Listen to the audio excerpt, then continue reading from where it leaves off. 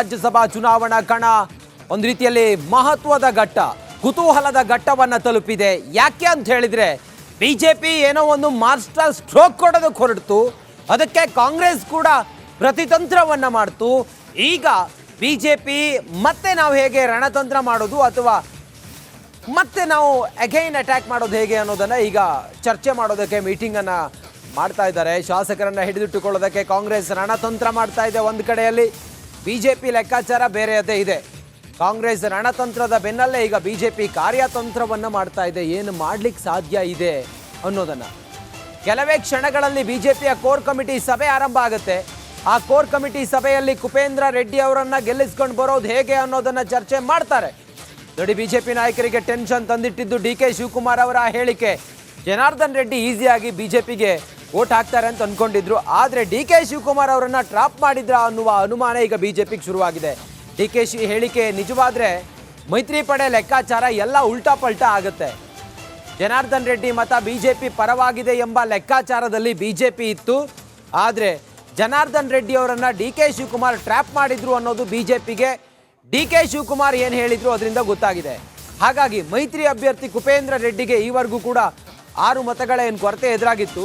ಅದರಲ್ಲಿ ಜನಾರ್ದನ್ ರೆಡ್ಡಿ ಬಹಳ ಪ್ರಮುಖವಾಗಿ ಬಿಜೆಪಿಗೆ ವೋಟ್ ಹಾಕ್ತಾರೆ ಅಂತ ಅಂದ್ಕೊಂಡಿದ್ರು. ಆದರೆ ಅದು ಆಗಲ್ಲ ಅನ್ನುವ ಒಂದಿಷ್ಟು ಗುಮಾನಿ ಗೊತ್ತಾಗ್ತಾ ಇದ್ದಂತೆ ಬಿಜೆಪಿ ಫುಲ್ ಅಲರ್ಟ್ ಆಗಿದೆ. ಕೋರ್ ಕಮಿಟಿ ಮೀಟಿಂಗ್ ಇನ್ನೇನು ಕೆಲವೇ ಹೊತ್ತಿನಲ್ಲಿ ಶುರುವಾಗುತ್ತೆ. ಏನು ಮಾಡಬಹುದು, ಯಾವ ಶಾಸಕರನ್ನು ಸೆಳಿಬಹುದು, ಯಾರಿಂದ ಕ್ರಾಸ್ ವೋಟಿಂಗ್ ಮಾಡಿಸ್ಬೋದು ಅನ್ನೋದ್ರ ಬಗ್ಗೆ ಈಗ ಲೆಕ್ಕಾಚಾರವನ್ನು ಬಿಜೆಪಿ ಮಾಡುತ್ತೆ ಈ ಕೋರ್ ಕಮಿಟಿ ಮೀಟಿಂಗ್ನಲ್ಲಿ.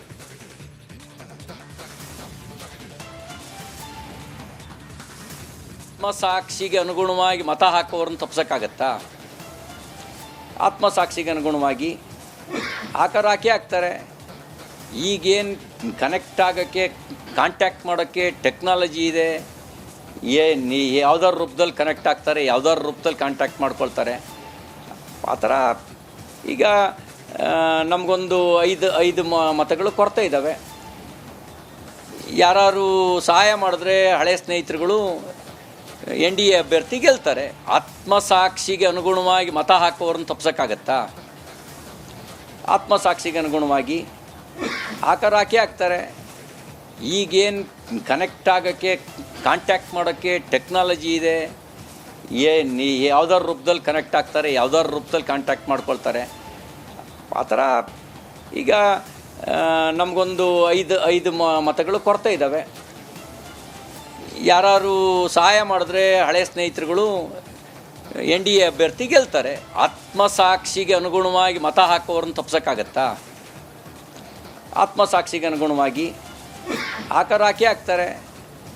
ಈಗೇನು ಕನೆಕ್ಟ್ ಆಗೋಕ್ಕೆ, ಕಾಂಟ್ಯಾಕ್ಟ್ ಮಾಡೋಕ್ಕೆ ಟೆಕ್ನಾಲಜಿ ಇದೆ. ಯಾವ್ದಾದ್ರು ರೂಪದಲ್ಲಿ ಕನೆಕ್ಟ್ ಆಗ್ತಾರೆ, ಯಾವ್ದಾದ್ರು ರೂಪದಲ್ಲಿ ಕಾಂಟ್ಯಾಕ್ಟ್